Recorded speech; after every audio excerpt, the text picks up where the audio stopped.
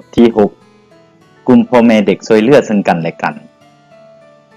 บทที่6แม่นการนำเสนอเกี่ยวกับคุณค่าของการสนับสนุนจากพ่อแม่การแบ่งปันข้อมูลการแลกเปลี่ยนแนวความคิดและการฉุกยูส่งเสริมซึ่งกันและกันปัจจุบันเด็กชายคำดีมีอายุได้3 ปีแล้วเราได้เริ่มเข้ารับการติดตามและช่วยเหลือในเบื้องต้นสำหรับอาการออทิสติกก่อนหน้านี้3 เดือนซึ่งตอนบ่ายของมื้อนี้คำดีและแม่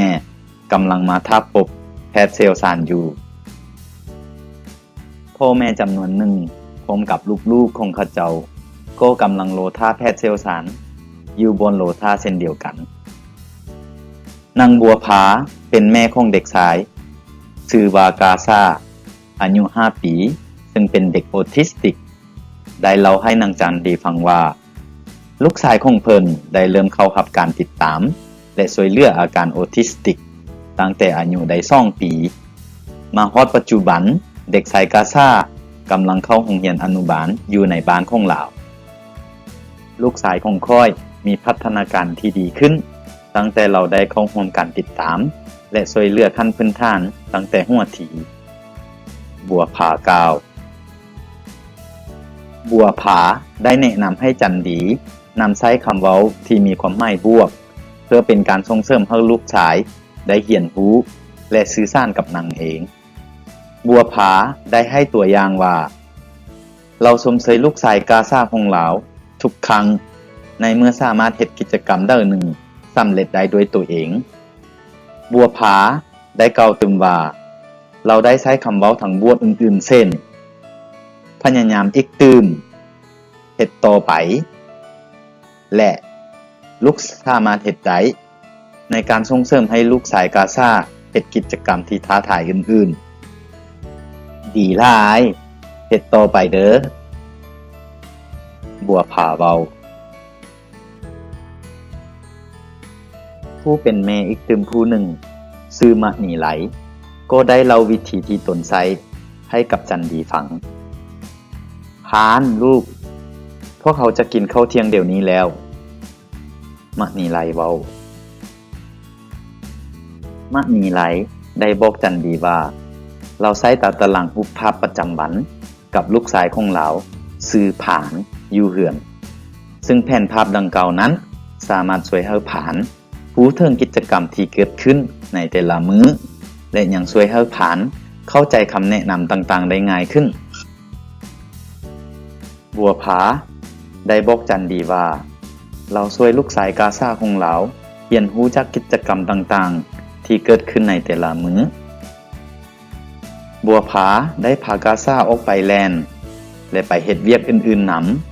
ำบัวผาซ่อนคำศัพท์ใหม่ๆให้ลูกชายในสิ่งที่เรากำลังเฮ็ดอยู่มะนีไหลได้บอกจันดีว่า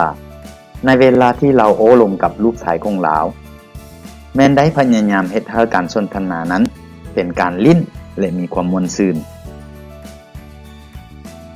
ตอนที่มะนีไหลช่วยลูกผานอาบน้ำนั้นเราจะวิดน้ำลิ้นค่อยๆใส่ใบหน้าของลูกและเว้าว่าฝนตก